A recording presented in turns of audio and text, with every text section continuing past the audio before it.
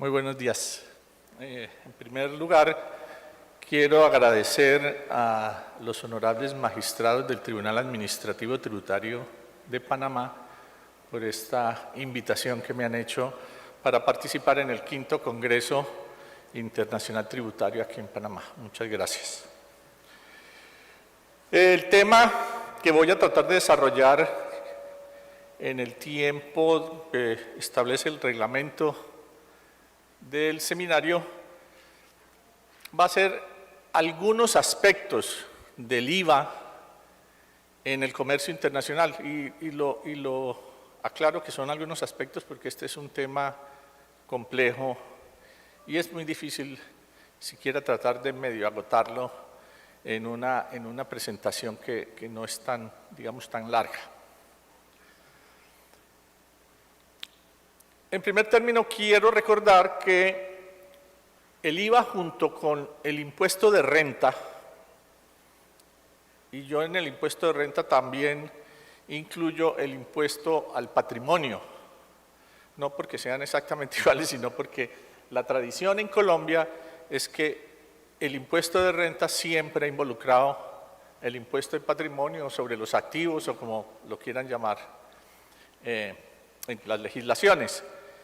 Entonces, el IVA, el impuesto de renta y un impuesto relativamente nuevo que existe en muchos de nuestros países y son los impuestos a las operaciones financieras, que se ha vuelto muy popular en los países de América Latina. Esos tres impuestos constituyen, digamos, la base fundamental en muchos países de la financiación de los estados, del gobierno. En el orden de su creación, el IVA, que viene por allá de los años 50 y 60 en los diferentes países, dependiendo del desarrollo que esos mismos países hayan tenido, no fue pensado en un principio para ser un impuesto que expresamente tuviera un impacto en las transacciones internacionales. Y lo tiene no porque ese sea el propósito del impuesto, sino porque inevitablemente un impuesto de esta naturaleza pues, va a tener un impacto en transacciones internacionales. Solo que las transacciones de comercio exterior o internacionales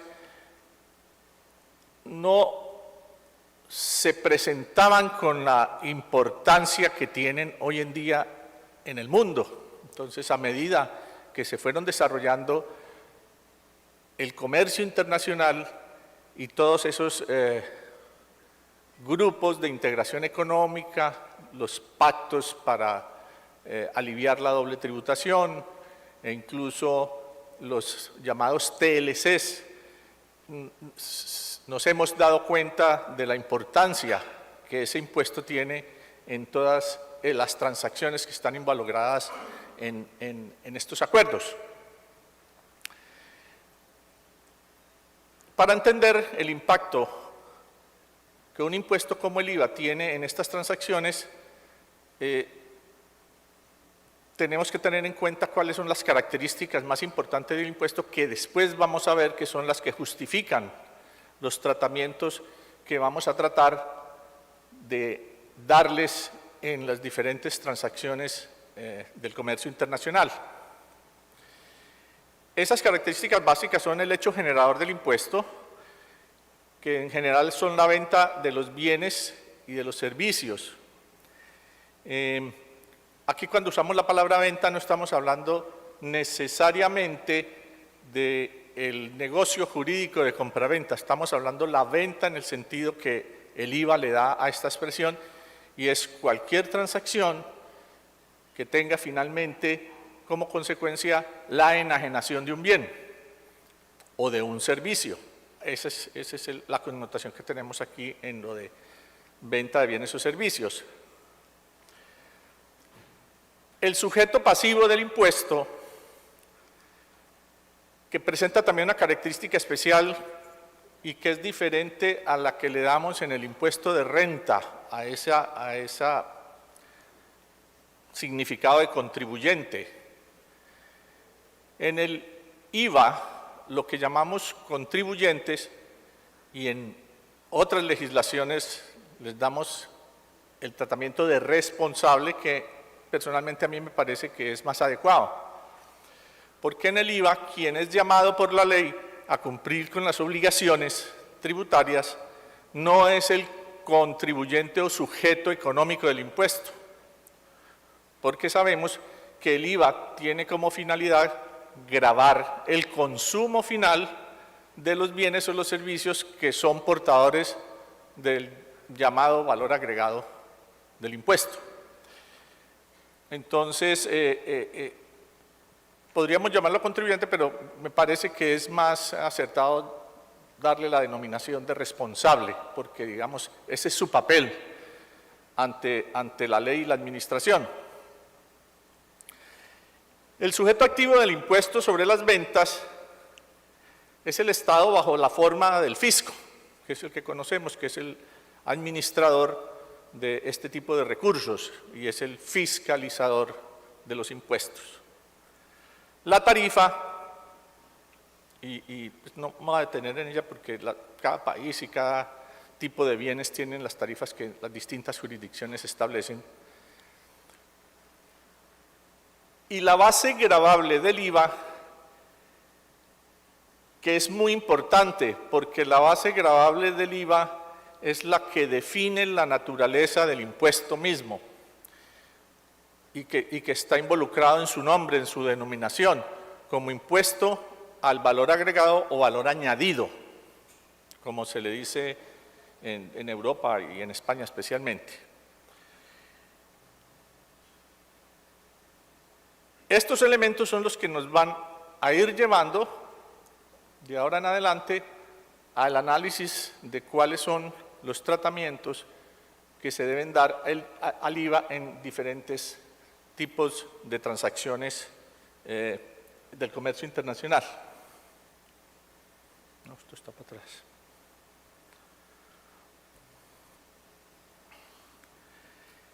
El otro elemento que tiene importancia básica a la hora de analizar la aplicación del IVA en estas transacciones de comercio internacional es el concepto de la territorialidad. Entendemos como territorialidad el ámbito espacial en donde se materializan los hechos gravados y donde se aplica la ley tributaria que establece ese impuesto. La territorialidad tiene que ver también con unos conceptos que están en el derecho, como el de la soberanía, el poder tributario, la reserva de ley de los impuestos, la autonomía y la autodeterminación. Todo esto porque la soberanía sabemos que tiene un origen en las ideas rusonianas, de que el soberano es el pueblo y en él rige o en él está radicada la soberanía, y que este pueblo, de acuerdo al sistema de representación que elija, entrega esa representación a otras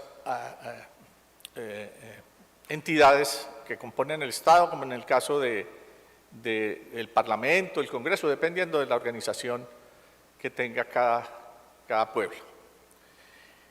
Y el ejercicio de la soberanía por parte de estos entes, como el Congreso, el Parlamento, la Asamblea, como la quieran llamar, lo hace en representación del pueblo que tiene la soberanía y por lo tanto tiene el ejercicio de ese poder tributario es derivado de ese poder de soberanía que reside en el pueblo. Y una de las consecuencias del ejercicio de esta soberanía, que es con representación del pueblo, es el famoso principio de reserva de ley de las normas tributarias, es decir, que solo el ente que tiene la representación del pueblo tiene la potestad del establecimiento de los impuestos para todos los ciudadanos.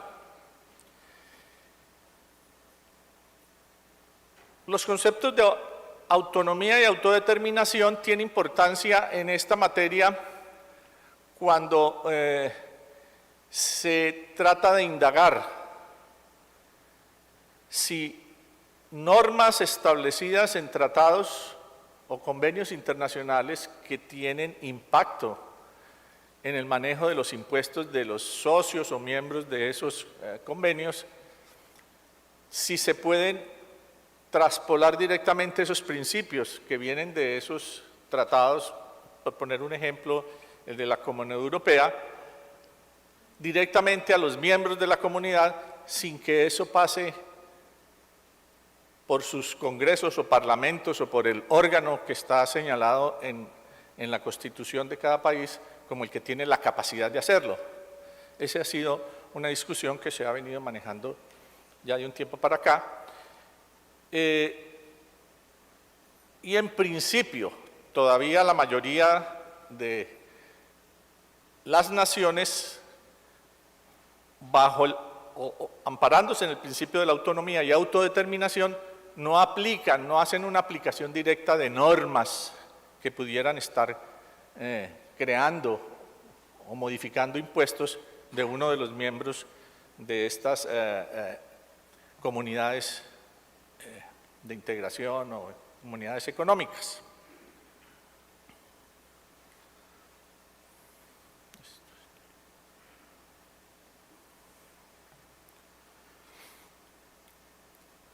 Ha aumentado la importancia del tema del IVA en el comercio internacional, pues en los últimos 40, 50 años, porque en ese término se han desarrollado una serie de figuras que trascienden las fronteras de los países y trascienden a veces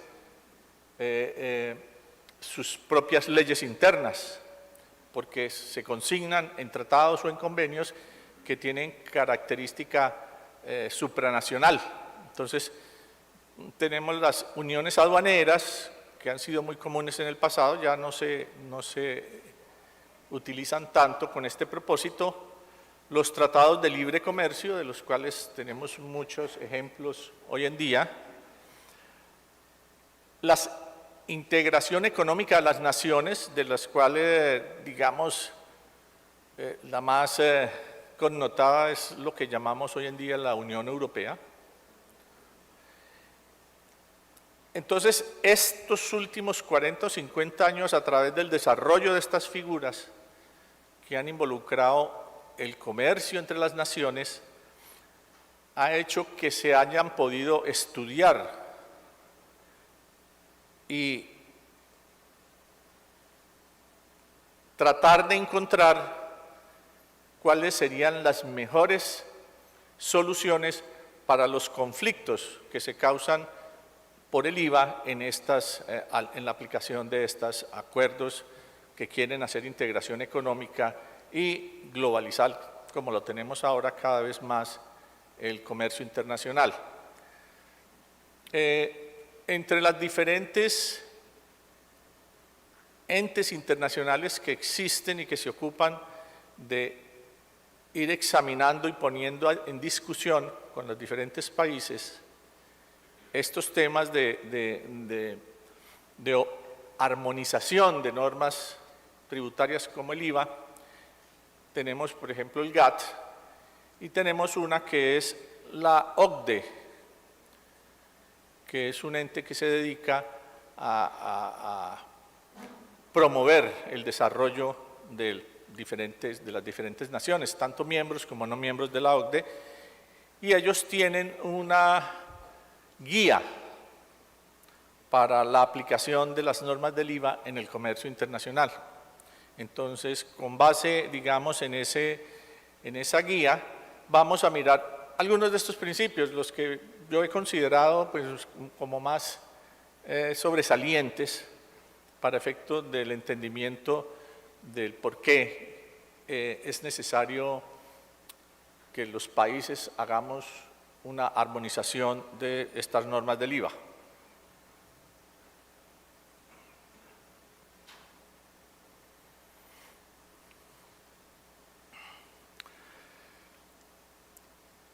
La primera consideración que tiene la OCDE sobre el IVA para darle el tratamiento que es necesario con el fin de que sea un impuesto que ayude o coadyuve y no que obstaculice el comercio internacional, es que el IVA es un impuesto al consumo. Esencialmente su naturaleza es la de un impuesto al consumo. Es un impuesto al consumo cuya finalidad es la de gravar el valor agregado, tanto de bienes o servicios, pero en el consumidor final. Es decir, como todo impuesto al consumo, lo que quiere gravar es el consumo de los bienes, el consumo de los servicios. Entonces, por eso veíamos hace un momento que el contribuyente final del IVA, que es el sujeto económico, el que tiene que absorber todo el impuesto que se causa sobre el valor agregado, es el consumidor que no es, en la estructura del impuesto, no es una persona llamada a intervenir directamente ni en la tasación ni en la administración del impuesto. Pero el principio, o mantener en cuenta este principio de que es un impuesto que grava el consumo final de esos bienes, nos permite mantener el norte en el momento en que se tengan que tomar decisiones de cómo aplicar el impuesto sin causar desequilibrios y dañar, llamémoslo así, la neutralidad que deben tener las transacciones internacionales.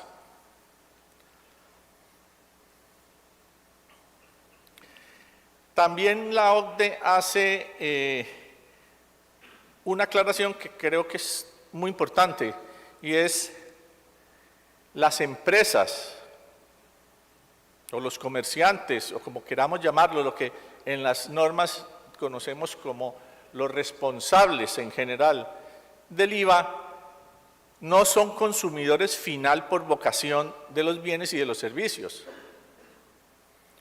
Ellos son intermediarios en el proceso de creación del valor agregado, pero no son los destinatarios finales de ese valor agregado.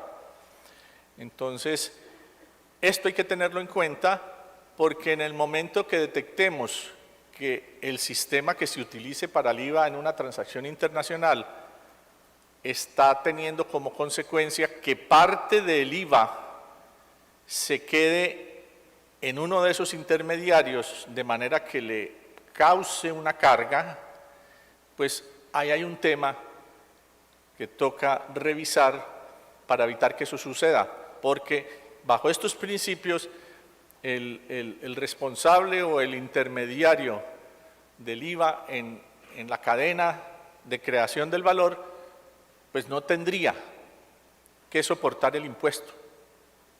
O sea, el impuesto no tiene por qué ser una carga para él, porque la misión que le entrega el sistema a los intermediarios de IVA o a los creadores de valor es hacer que el impuesto fluya en el negocio hasta que llegue a su destinatario final, que es el consumidor final de esos bienes.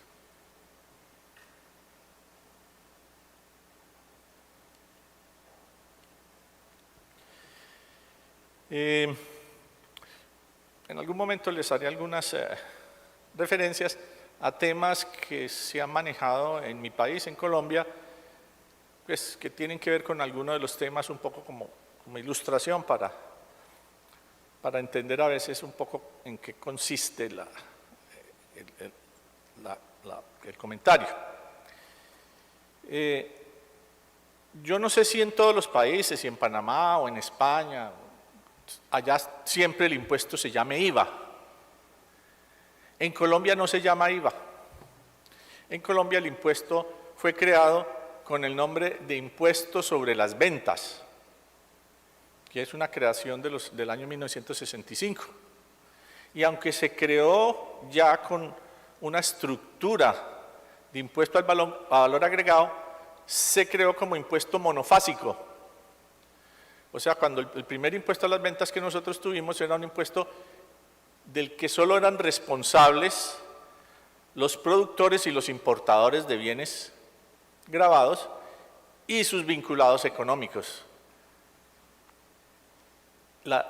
El resto de la cadena de creación de valor no tenía, digamos, no estaba involucrado con el impuesto. O sea, después de la primera etapa, lo que hacían los comerciantes, etcétera, distribuidores, era que traspasaban el IVA que les había correspondido pagar, se lo traspasaban a los costos de los bienes o los servicios. Cuando se hizo digamos, la modernización del impuesto, ya en el año 1974, y ya se creó el IVA como un impuesto que gravaba toda la cadena productiva, pues lo que hicieron fue modificar la ley existente, de ahí que se sigue llamando impuesto a las ventas. Eso pues parecería una nimiedad, pero en algún momento se han presentado en Colombia en el Parlamento, en el Congreso, normas que modifican el IVA. Y entonces le corresponde a las personas del Congreso, del Senado, que saben, dice, tiene que cambiarle usted el título porque ese impuesto usted no lo va a encontrar dentro de las leyes colombianas, pero solo como anécdota.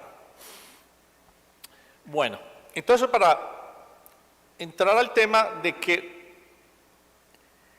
la otra característica fundamental de este impuesto al consumo, que es sobre el valor agregado, es que tiene una característica que nosotros llamamos plurifásica, o sea, el impuesto se cobra por fases y esas fases corresponden a todas aquella parte de la cadena productiva que involucra una transacción en donde hay valor agregado.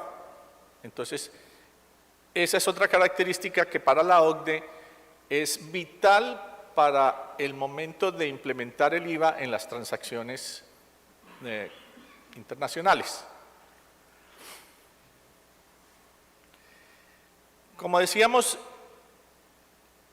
los responsables del impuesto, que son todos los que intervienen en la cadena de creación del valor, no son el sujeto económico, pero a ellos los llama la ley a que en cada una de las fases del impuesto actúen de dos maneras, como recaudadores del impuesto y segundo, como controladores. O sea, la ley utiliza esa forma plurifásica del impuesto para entregarle responsabilidades y obligaciones a todos los que van interviniendo en esas fases.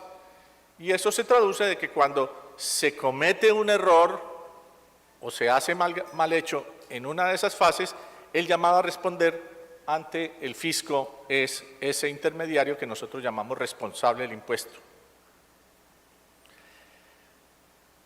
La forma práctica en que se produce el recaudo del impuesto por fases, es decir, plurifásico, es que cada uno de los responsables que interviene hace un balance entre el impuesto que le toca recaudar en la etapa propia de su valor agregado y el impuesto que él ha tenido que pagar en la etapa productiva anterior. El saldo es lo que él remite a la autoridad tributaria.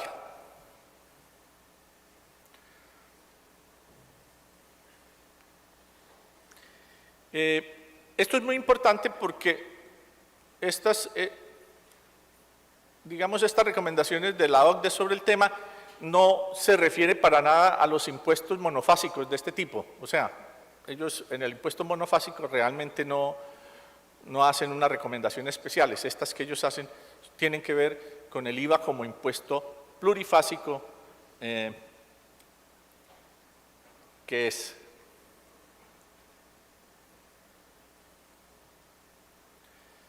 Este es otro de los principios que la OCDE resalta todo el tiempo. El IVA no tiene por qué afectar a las empresas en la medida de que las empresas no son consumidores por vocación, no son consumidores finales del valor agregado. Entonces, en ese sentido, el sistema tributario del IVA no tiene por qué permitir que en algún momento se afecte a los intermediarios de la cadena de valor, de manera que se quede el IVA en ellos afectándolos en vez de poder trasladarlo como lo busca el sistema hasta el consumidor final. La mayoría de los países utilizan, para permitir este flujo del IVA sobre el valor agregado hasta el consumidor final, el sistema del crédito por factura. Es decir, cada transacción que el responsable ejecuta y que está relacionada con el IVA, del cual es responsable, él traslada a la siguiente etapa de la producción el impuesto que él está recaudando o está liquidando. Pero a su vez, la factura que le entregó su proveedor, en donde le indica el impuesto que le está liquidando, la puede descontar del IVA que él tiene que entregarle al fisco. Existen otro método que denominan ellos método de sustracción, que es un método, digamos, más genérico, se hace por entidad. Yo realmente nunca he encontrado en la práctica que se utilice en algún país específico, pero ese método lo que hace es calcular para cada ente o responsable cuál es su margen de utilidad o valor agregado que le corresponde en las transacciones de las actividades a las que se dedica. Entonces, le permite hacer un cálculo en donde al IVA que él debe liquidar sobre los bienes y servicios que él tiene que suministrar, la parte que corresponde a su vez al IVA que él tiene que cancelar por los insumos necesarios para producirlos, pero lo hace en manera global, no lo hace en manera particular como en el caso de la factura, que se hace por cada factura o transacción.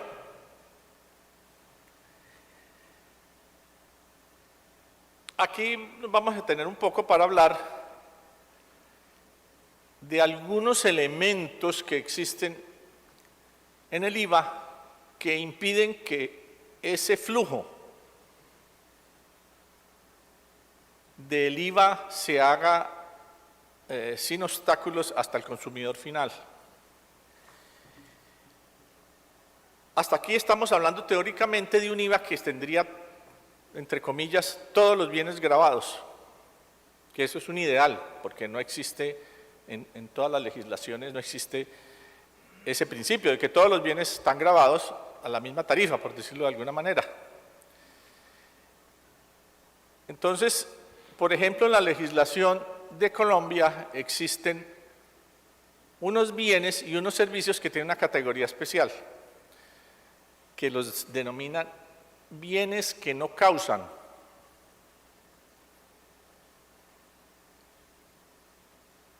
Es un bien que por definición de la ley dice no liquide IVA, no cobre IVA, el productor de ese bien no tiene por qué cobrar IVA sobre la venta de esos bienes, o algunos servicios que tampoco dice no causan. Esos bienes, esos servicios no son los bienes exentos, que es una categoría distinta. El bien exento siempre se ha considerado que es un bien que por su destinación en algún momento la ley quiere que se grave con tarifa cero. O sea, esos bienes sí están gravados, pero están gravados con la tarifa cero. De manera que dentro del sistema del IVA, los bienes gravados con tarifa cero le permitan al productor de esos bienes recobrar el IVA que él ha tenido que pagar en los bienes e insumos necesarios para producir los bienes exentos. Lo que da como resultado lo que nosotros llamamos el derecho a devolución del IVA, que además es un dolor de cabeza, pues casi todos los países por dos razones. Una, porque hay gente que se aprovecha del sistema de bienes exentos para defraudar al fisco, así de sencillo. Entonces, el fisco, nuestros fiscos siempre tienen mucho recelo con el tema de las devoluciones del IVA de los bienes de tarifa cero.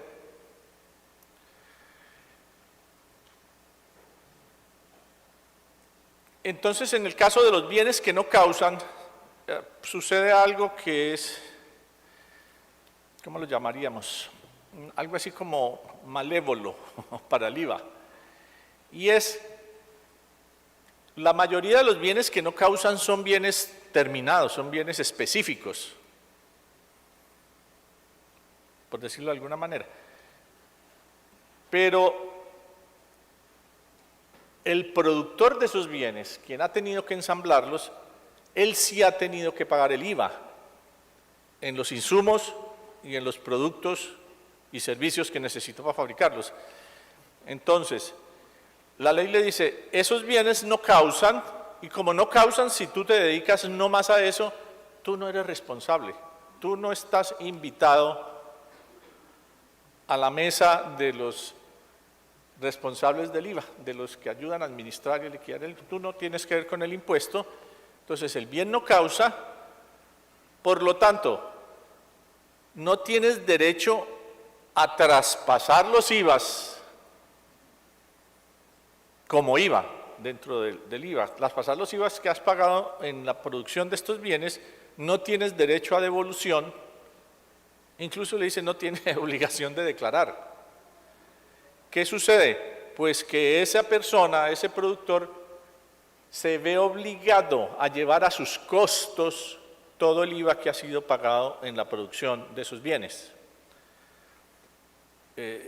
Uno diría, pues sí, bueno, pues páselo a los costos, y lo único que usted tiene que hacer es que al siguiente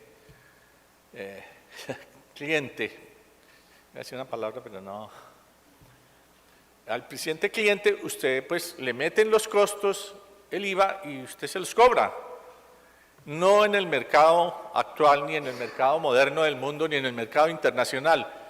Los bienes en los mercados generalmente tienen unos precios que se regulan por oferta y demanda. Entonces, si yo tengo un competidor que sí le permiten en su jurisdicción descontar los IVAs de un bien que para mi país está considerado como no causa, me está afectando mi margen de utilidad, porque al meter yo todos esos IVAs al costo y teniendo el mercado un control de oferta, pues yo voy a ganar menos dinero, y eso afecta ese tipo de transacciones. Entonces siempre ha habido una discusión en Colombia sobre pedirle al gobierno que elimine la categoría de los bienes que no causan, pues para evitar esos efectos. Como les digo, esos efectos son más pronunciados cuando usted está en un mercado internacional que en un mercado interno, pero existe. Y ahí hay un ejemplo que les quiero participar, y es, hace unos años en Colombia, el petróleo crudo, la producción de petróleo crudo para su refinación, decía la norma, no causa IVA. O sea, los productores de petróleo no eran responsables del IVA sobre la producción de petróleo para la refinación, decía. Y lo mismo sucede con el gas natural y con los gas que se usan en los domicilios, en las casas. También es un bien que no causa. La producción de bienes como el petróleo crudo y el gas tiene involucrado una serie de servicios, muchos de ellos servicios especializados, técnicos, etcétera, que causan IVA y que son costosos, son servicios muy costosos. Entonces,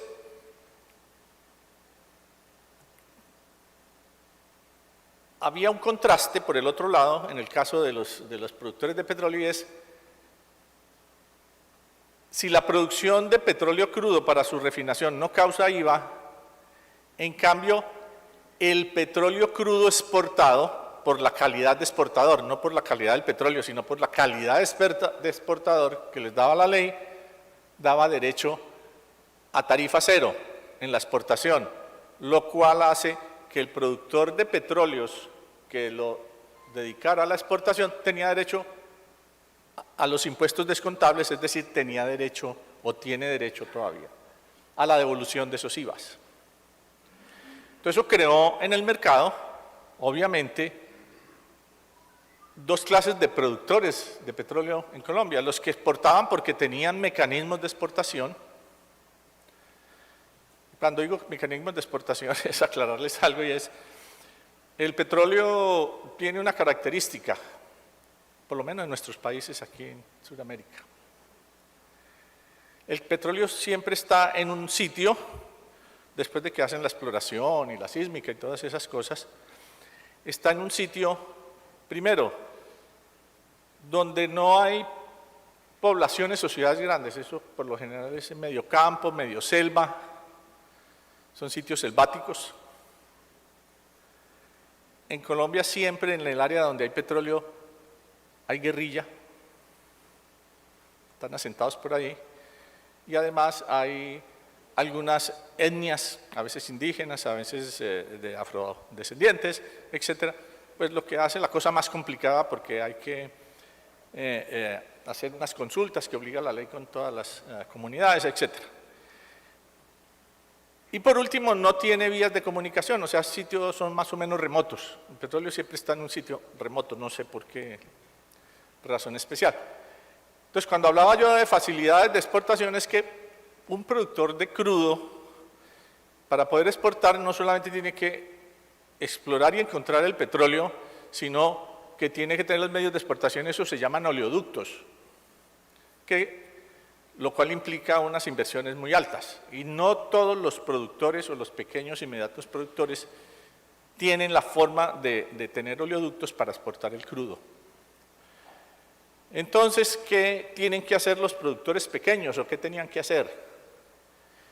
Sacar su petróleo en los campos pequeños que tienen, transportarlo en carrotanques, lo cual es terrible, les quiero contar porque eso tiene muchos riesgos de tipo ambiental, y tratar de vendérselo a aquellos productores que poseen los mecanismos de exportación, que son los oleoductos.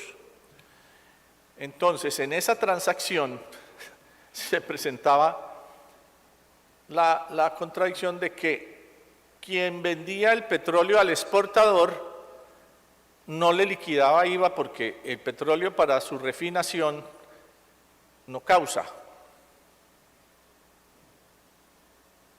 Entonces, el productor pequeño de ese petróleo tenía siempre que cargarle a sus costos el IVA, todo el IVA pagado necesario para la producción de ese petróleo.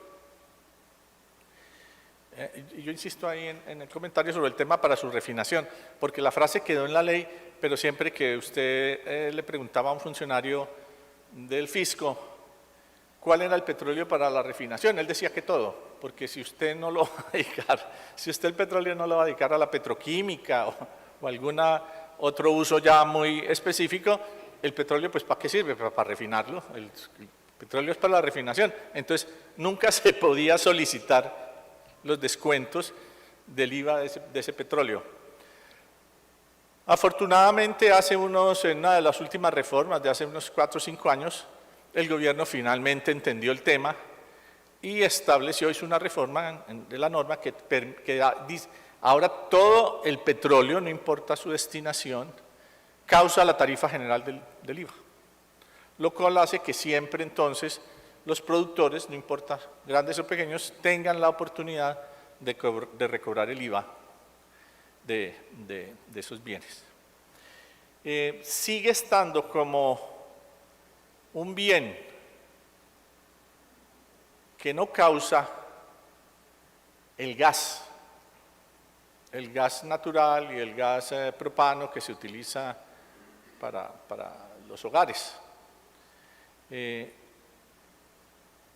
Pero como se le ha tratado de convencer al gobierno, pero el gobierno tiene alguna prevención sobre si pasar el gas a un sistema general de la tarifa pudiera afectar los precios al consumidor final, etc. Entonces eso es un tema como sensible. Otro caso donde las normas que tienen que ver con el IVA y con otros impuestos que son subyacentes ahí al IVA, que son impuestos al consumo. Además del IVA, que es un impuesto al consumo general de base muy amplia, hay impuestos específicos al consumo de determinados bienes. En Colombia tenemos uno que es el impuesto a la gasolina. Algo así como el 53% del precio de la gasolina son impuestos, de toda clase. En algún momento eso estaba mezclado de varios tipos de impuestos, incluso había un IVA ahí mezclado entre todos esos impuestos. Y el gobierno de Colombia decidió hace unos años eliminar todo ese poco de impuestos. Dijo, no, esto está muy enredado para manejarlo. Entonces, no bajó la gasolina, eso sí, se les quiero contar. Lo que hizo fue, le quitó ese impuesto que tenía impuestos de varias cosas y lo volvió un solo impuesto. Y lo llamó impuesto a la gasolina, ese 53% con un solo nombre. 53% impuesto a la gasolina. Como ese es un impuesto específico al consumo de un determinado artículo, como en este caso la gasolina, pues el IVA no se puede descontar, porque usted no puede descontar IVA de un impuesto que no es IVA, porque entonces está rompiendo la cadena de producción, la cadena de los productores. Ese es otro ejemplo donde la mezcla del IVA con otro impuesto hace ineficiente el sistema, de manera que los impuestos descontables empiezan a afectar a los productores de esos bienes, que como veíamos es una de las recomendaciones de la OCDE, tratar de que el productor, que es intermediario, que no es un consumidor final, tenga que cargar o afectarse con esos impuestos.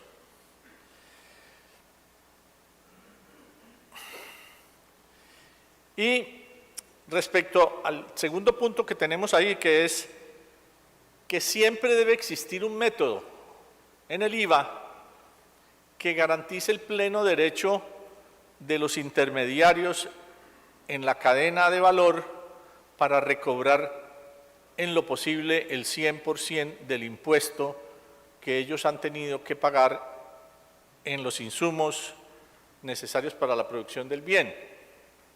Ese es uno de los principios que la OCDE recomienda.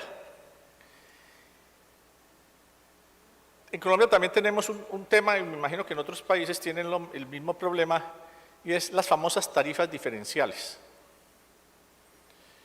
Yo pues creo que la mayoría de los países tienen alguna tarifa diferencial. Yo creo que, me imagino que en Europa tienen tarifas por alguna consideración un poco más bajas y un poco más altas. Pero nosotros tenemos tarifa general y tenemos tarifa del 5, del 3, teníamos tarifa del 2, tuvimos tarifa del 20, tuvimos tarifa del 35, todas mezcladas. Con un poco la mentalidad que ya nos está como de moda, que decía, no, es que los licores es una cosa ahí que es como viciosa, entonces eso pongámosle un IVA alto, además de otros impuestos que tiene, pongámosle un IVA al 35, al whisky. Los carros, entonces los carros de más de 1.500 o 1.600 centímetros cúbicos que paguen más impuesto. Y así sucesivamente. Las aeronaves en Colombia llegaron a pagar, o sea, los aviones, los aerodinos, llegaron a pagar 60% de IVA. Entonces, esa cantidad de tarifas diferenciales también tienen como consecuencia el, digamos, no respetar el principio de impedir que el fabricante, el productor o el comerciante se vea afectado por las tarifas diferenciales. ¿Cómo se afecta? La norma de los impuestos descontables nuestra dice que todos los responsables tienen derecho a descontar los impuestos pagados y facturados por la compra de bienes y servicios necesarios para la producción del bien que está sometido al IVA. Pero dice, pero con un límite. El límite es la tarifa general. Si uno de esos servicios o uno de esos bienes que se adquirió para la producción de estos bienes tiene una tarifa más alta, me puedes descontar solo hasta el equivalente a la tarifa general. La diferencia o la tarifa diferencial te la llevas al costo o al gasto. Entonces, esa es otra de las, digamos, deformaciones o hechos que le quitan neutralidad, que es como nos lo recomienda la OCDE.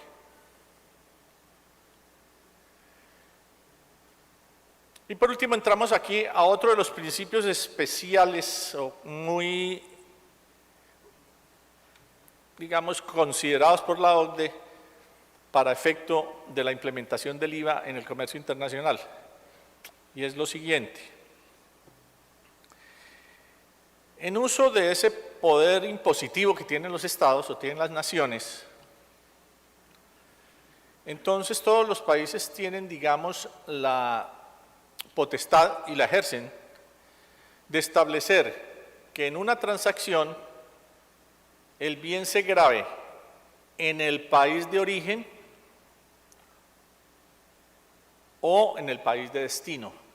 Eso para efectos del comercio internacional.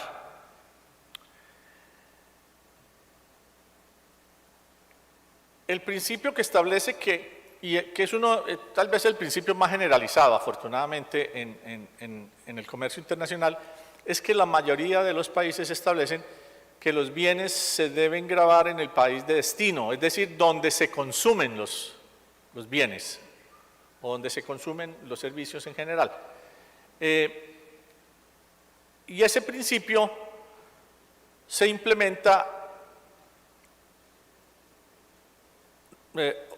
otorgándole, digamos, al bien que se exporta el estatus de, nosotros lo llamamos exento, pero es el estatus de tarifa cero.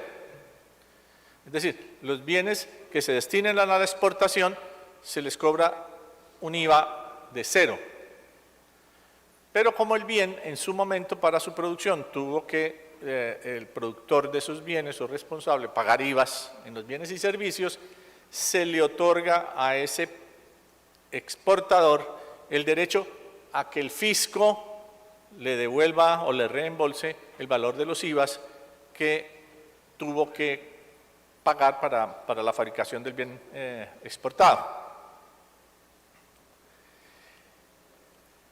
En la teoría del principio de origen de los bienes para gravarlos, pues digamos que es un poco al contrario.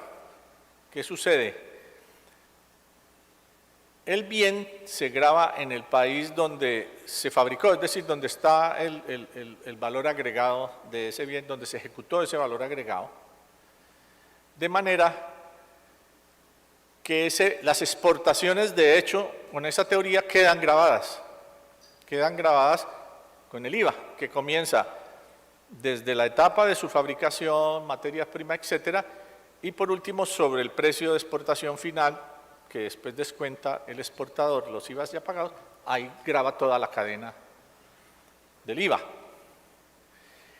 Y el país que recibe ese bien, pues le toca hacer, ¿cómo le llamaremos? La maroma contraria, y es cuando ese bien, si hacemos esa transacción entre una jurisdicción que tiene el principio de destino y una que tiene el principio de origen, pues el país donde se importa ese bien que fue gravado, pues normalmente se cobra un IVA en la importación, en el momento de la importación de los bienes.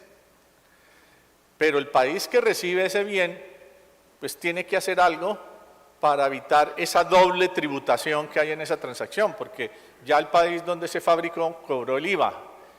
En la importación del país donde lo adquirieron, paga el IVA, pero el fisco le toca darle un crédito tributario al importador para descargarle a ese bien la doble tributación. De ahí que el principio de origen de los bienes para el IVA pues no es muy, digamos, aconsejable en el sentido de la neutralidad del impuesto o de la neutralidad del impuesto para el comercio internacional. Afortunadamente, la mayoría de los países hoy en día adoptan el principio del destino para gravar los bienes en el comercio internacional. Entonces, diríamos que en el principio de destino, todos los consumidores de una misma jurisdicción están, digamos, en igualdad de condiciones. Todos los que están ahí y que tienen que consumir bienes y servicios. Y en el caso de la teoría del origen, los consumidores de las diferentes jurisdicciones de donde se fabrica el bien son los que están igual, porque les va a pasar lo mismo con los bienes que se exportan de esa jurisdicción que se apega al sistema de la teoría de origen.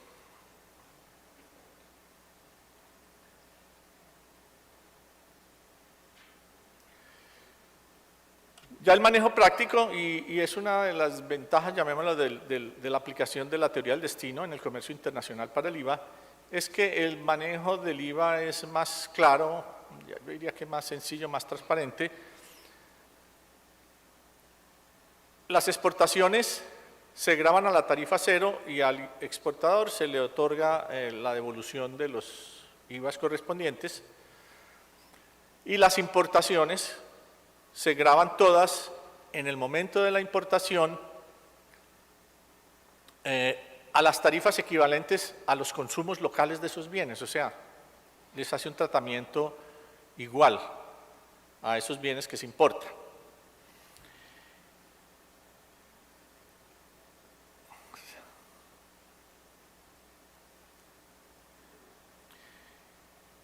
Esto, lo que ya habíamos comentado, es esto. Bajo el principio de origen, los bienes, el valor agregado se grava en la jurisdicción donde se fabrica, donde se ejecuta el valor agregado.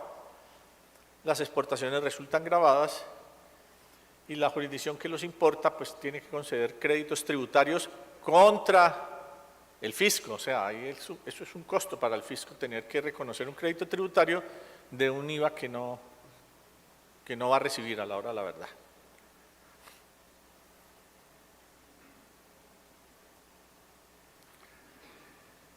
El manejo del IVA en las importaciones. Manejo del IVA en las importaciones. Normalmente cuando se importan bienes gravados en un país, el IVA se recauda coetáneamente con los impuestos a las importaciones o aranceles, etcétera. Se liquidan en el mismo momento y se pagan conjuntamente con esos impuestos y con esos derechos. Y lo que hace el importador de esos bienes es que en su siguiente declaración de IVA puede descontar el IVA que le fue cobrado al momento de la importación de los bienes. Aquí aclarando un tema que hay, que en todos los países no se maneja igual. Si los bienes que se importan son bienes que se manejan como mercancías directamente en la cadena del valor agregado, eso no tiene ningún inconveniente, pero acuérdese que también cobran impuestos de IVA, o también se cobran impuestos de IVA en las importaciones de bienes de capital, es decir, aquellos bienes que no se importan para ser vendidos o enajenados directamente, sino para utilizarlos en la actividad del productor de bienes. El IVA en la importación de bienes de capital tiene diferentes tratamientos en cada país. En algunos países tienen un tratamiento que a mí me parece que es el más lógico, y es que el IVA de las importaciones de bienes de capital se puede descontar del IVA generado por las operaciones que generan IVA para ese importador, lo cual hace que lo pueda recuperar rápidamente. Pero en muchos países, incluido Colombia, el IVA de los bienes de capital para ciertas industrias, que allá llamamos industrias básicas o industria pesada, la minería, el petróleo, la producción de energía, la producción de ciertos elementos, esos importadores pueden tratar el IVA como un crédito tributario contra el impuesto de renta, no contra el IVA, sino contra el impuesto de renta del periodo siguiente. Y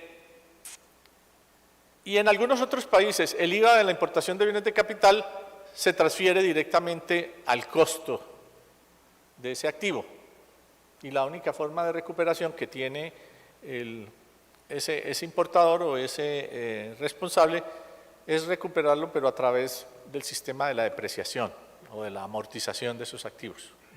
No lo va a recuperar de otro impuesto directamente.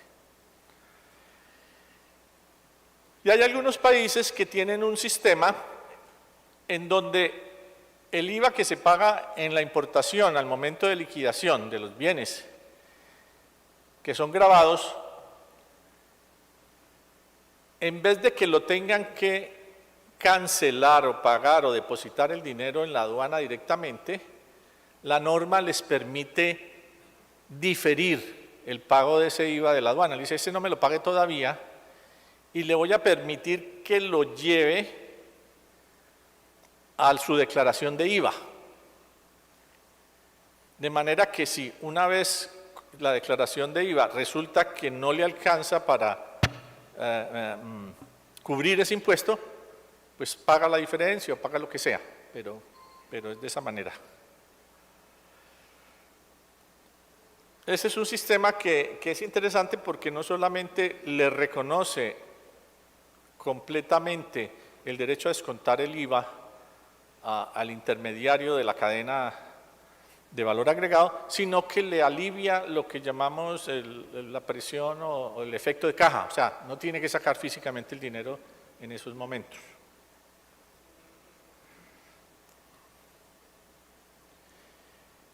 Y por último tenemos una figura que existe también en la mayoría de los países, que es el cobro revertido del IVA.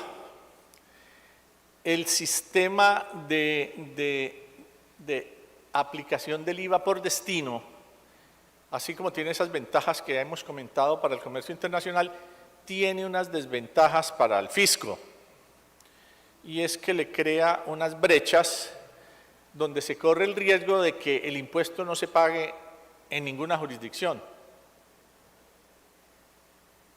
Porque si alguien exporta un bien y por eso le reconocen la devolución del IVA, pues si esa exportación se hace en una jurisdicción donde, por decirlo de alguna manera, no se va a cobrar un IVA, pues el fisco del estado donde se está, o de la jurisdicción donde se hace la exportación, está perdiendo el IVA de los impuestos descontables, porque ese bien no va a pagar IVA en ninguna jurisdicción.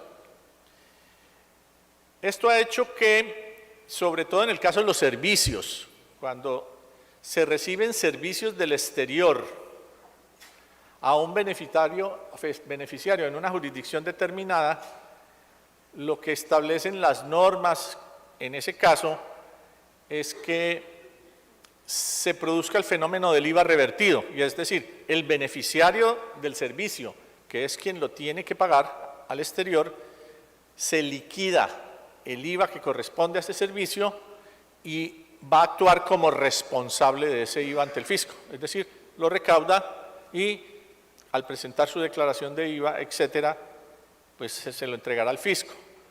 Normalmente, en muchos de estos países, el IVA revertido por servicios recibidos del exterior que no están excluidos o no estén prohibidos por la legislación para descontar del IVA, pues de todas maneras tiene derecho a descontar el IVA revertido, o sea, lo recauda para el fisco, pero si él utilizó ese servicio en la producción de bienes que al mismo tiempo están grabados con el IVA o son exportados, tiene derecho a acreditar full el IVA descontable de ese IVA revertido.